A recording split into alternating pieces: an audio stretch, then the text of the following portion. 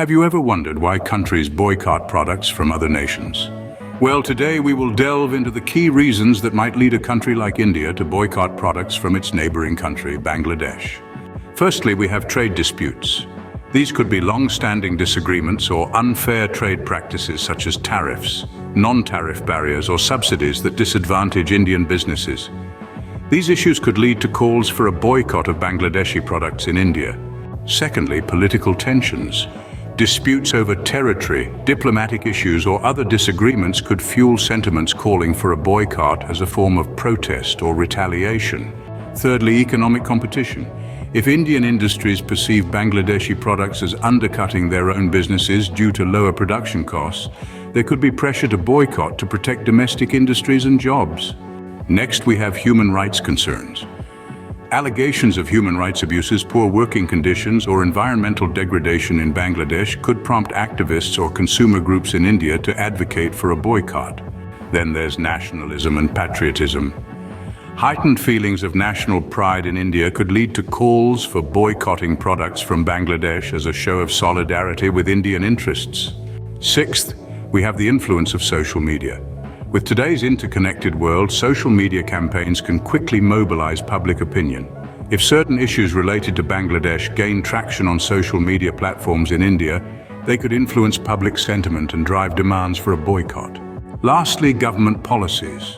Policies or statements that encourage or endorse a boycott of Bangladeshi products could amplify the movement, lending official support and legitimacy to the cause.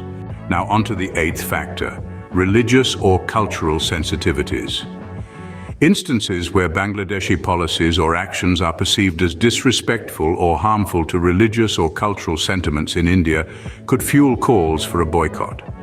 This could include issues related to religious minorities, cultural heritage, or sacred symbols. It's crucial to remember that these sensitivities can become a potent catalyst for boycott movements, thereby adding another layer of complexity to the issue. Ninth on our list, we have quality and safety concerns.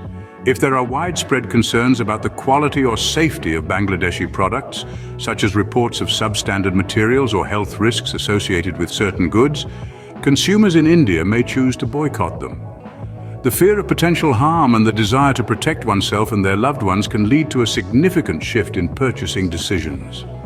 So it's not just about politics or cultural sensitivities. Sometimes it's as simple as ensuring the well-being of oneself and their family.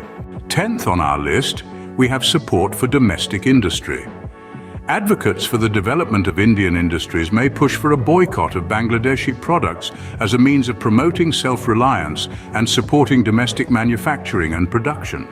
These advocates believe that by choosing local products over imported goods, we can empower our own industries, create jobs, and boost our economy. Remember, sometimes a boycott isn't just about rejecting something, it's also about embracing what's ours. Moving on to the 11th point, we have solidarity with allies. If India holds strong diplomatic ties with a country that is at odds with Bangladesh, or if India seeks to stand in unity with allies who are already boycotting Bangladeshi products, this could sway the decision to join the boycott. This reflects the intricate web of international relations, where one nation's actions can significantly impact another's decisions. So a boycott isn't just about the products or the country they originate from. It's also about our relationships with other countries around the world. 12th on the list is the response to international events. Global events or crises involving Bangladesh, such as major humanitarian disasters or conflicts, may lead to calls for a boycott. This is often a form of international pressure or condemnation. It's a way for countries to leverage their economic power to influence the course of events. The world is interconnected, and what happens in one part of the globe can have ripple effects elsewhere, including the decision to boycott a country's products. Following the response to international events is the historical context. Past conflicts, tensions, or grievances between India and Bangladesh, whether recent or historical, could resurface and contribute to the sentiment driving a boycott movement. History often shapes our present and future, and this is no different when it comes to economic decisions and actions. It's vital to understand that sometimes boycotts are not just reactions to current events, but are deeply rooted in the history between nations. Voiceover. 14th on our list are environmental concerns. Environmental activists may call for a boycott of Bangladeshi products if they believe the country's industries are contributing to environmental degradation or climate change in ways that harm India or the global ecosystem. This could be due to unsustainable manufacturing practices, excessive carbon emissions, deforestation, or pollution of shared water bodies. These concerns take the boycott movement beyond economic and political territories and into the realm of environmental sustainability and shared responsibility for the planet we all call home. Voiceover. 15th on our list, ethical consumerism. With growing awareness and advocacy, ethical consumerism is becoming a significant factor influencing buying decisions. Individuals and organizations in India could choose to boycott Bangladeshi products if they perceive that the country's industries engage in practices that conflict with their values or principles. This could be anything from exploiting workers to using harmful chemicals in production. The boycott in this case becomes a tool for consumers to express their stance and influence change, turning the act of buying into a form of protest. Summing it up, the choice to shun imports from a particular nation, with Bangladesh as our example, is a decision not made lightly.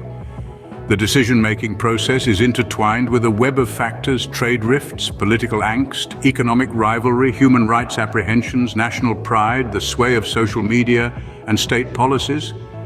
Such a decision doesn't just impact the economy, but it echoes in the social and diplomatic arenas too. It should be meticulously balanced with potential repercussions and the possibility of other means of action. It is a multifaceted issue that demands a refined comprehension of global politics, commerce, and societal forces. So the next time a product boycott crosses your path, bear in mind that it's more than just about the products, it's a whole lot more.